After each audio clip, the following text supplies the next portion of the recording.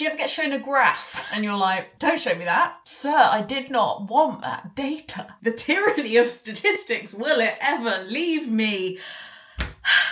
But now I've seen this graph and I can't go back. Yup, that's carbon emissions of what we eat. And as somebody who turned vegetarian for the planet, it's got some sobering facts. At the bottom, yeah, it's looking kind of predictable. We've got some bananas, we've got grapes, we've got soy milk, we've got peas. That's all looking okay. As we rise up, oatmeal, cane sugar, fine, all right, rice, eggs, that's a bit high. Then we rise up even further. Hang on a second. Coffee. Oh no. And then, right at the top, above chicken, that's a silent scream, above fish, above shrimps, above chocolate, cheese. It's right up there. Look at it. Ah! Thanks, I hate it. But it's alright, because in classic me fashion, I've got a book for that. Hold on. I got this from the bookshop. So we're gonna go shopping. Honey, I'm home. My hair feels like my brain right now, frazzled. So the plan is we're gonna make some cheese.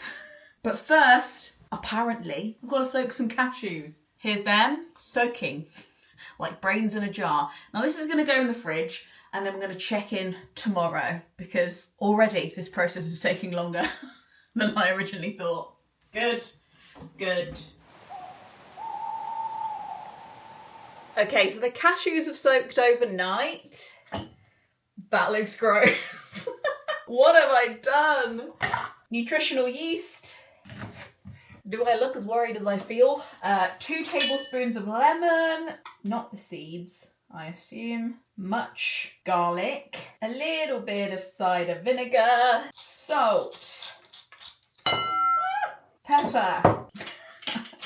I'm not sure about this, folks.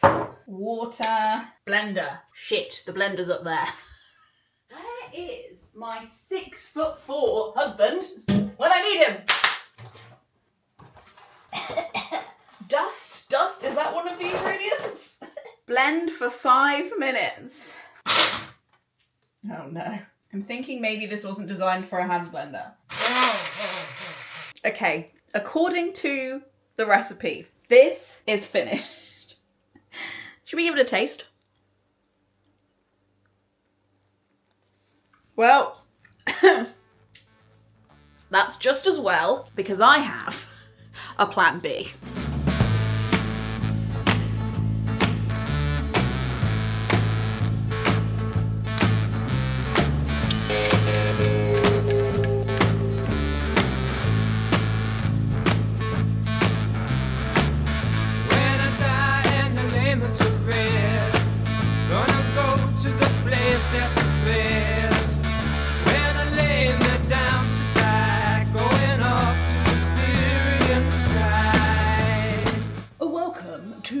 My cottage. No, I'm kidding. Me and my chauffeur / accomplice Craig drove down all the way from the Midlands to Axminster today because tomorrow something really exciting is happening. Somebody who I think can help us with our conundrum is coming to Axminster. Now, I have been a half-assed vegan for some time in that I often give in. The road from vegetarian to vegan is one peppered with stones and booby traps and things to trip you up. And one of the big things that trips me up is my love of cheese. However, something that has been really helping me when I'm eating in the house is this brand of vegan cheese called Kinda Co. Oh, I can't believe that I used to settle for the shitty vegan cathedral city cheese at the supermarket sometimes. I can't even eat that stuff anymore because this stuff is so good. And when I saw the woman behind the cheese is teaching other people how to make the cheese, I was like, just give me the what 3 words. What's the Google Map location? I'll be there. And because she's super nice, she said that I could bring you along as well. So we're going to spend some time together.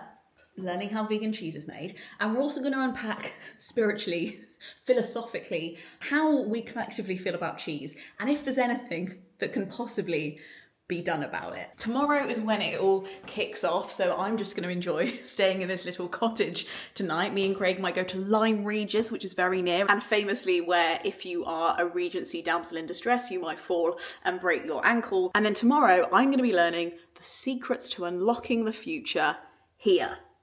Just over there, just there. River Cottage Cookery School, and this is the farmhouse of River Cottage. So excuse me while I skulk around this beautiful farm. Watch out for Marmaduke, apparently the farm cat, and also potentially some loose piglets. I kid you not. So we'll do that and then we'll get some food. And so I began the first day of the rest of my vegan cheese creating life with a hearty breakfast and a book that was so good, it almost made me late for class. I'm really giving Maria running down the hill to mass vibes here.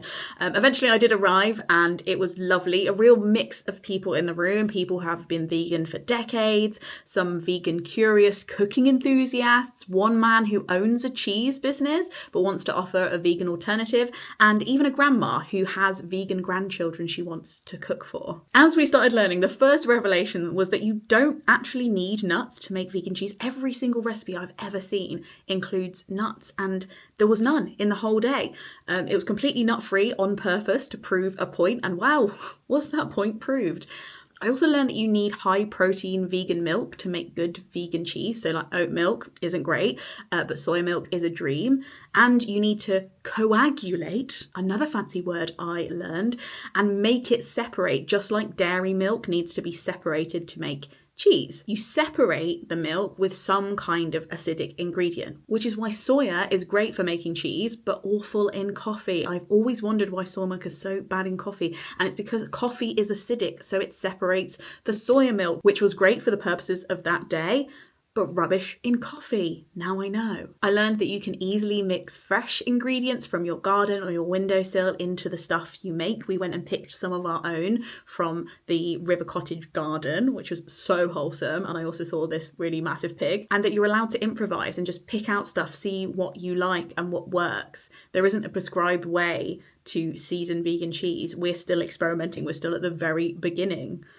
I learned that we eat with our eyes first, so it's really important to make things look nice because it can actually change the way it tastes in your mouth. So we learned a little bit about presentation and what makes a nice looking cheese board. I also had the sobering realization that it is much easier to cook when someone else has measured out all the ingredients for you and is going to wash up when you're done. I do find measuring ingredients the most stressful part of cooking. So maybe what I need to do is just get loads of little cute pots and do the measuring at another time before I cook, or make sure it's all ready and beautiful before I start. That might actually make my experience better.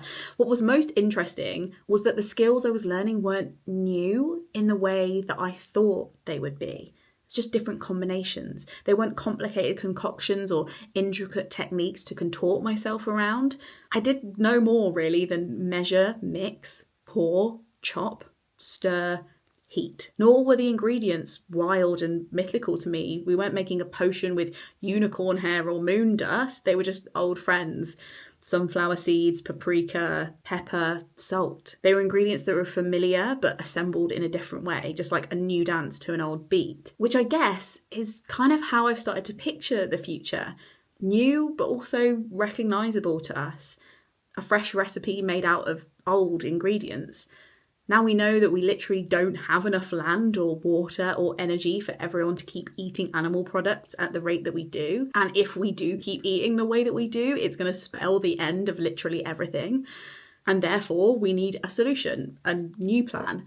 So what if the solution was not to reimagine everything about our traditions, our rhythms of life, our day-to-day rituals, only to reorder and reassemble them in service of what has always come first? Survival. At the end of the day, it's literally what every other generation before us has done. From wild boar to ration spam to potato stew, they have cooked what is best for them. Not only what tastes delicious in the moment, but what will long-term keep the clan alive. We are facing new monsters, but we're using well-tested battle techniques.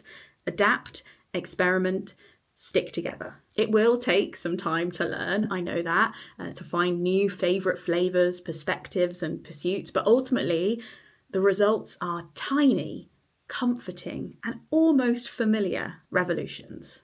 Okay, I'm back. We're going to do a cheese haul. Ricotta. This is a soft cheese that we could customise, so I added paprika and truffle oil. It is supposed to look like this clip, but mine is a little bit mushy and I don't really trust taking it out of the mould because I don't think it will hold. But trust me, that's the vision.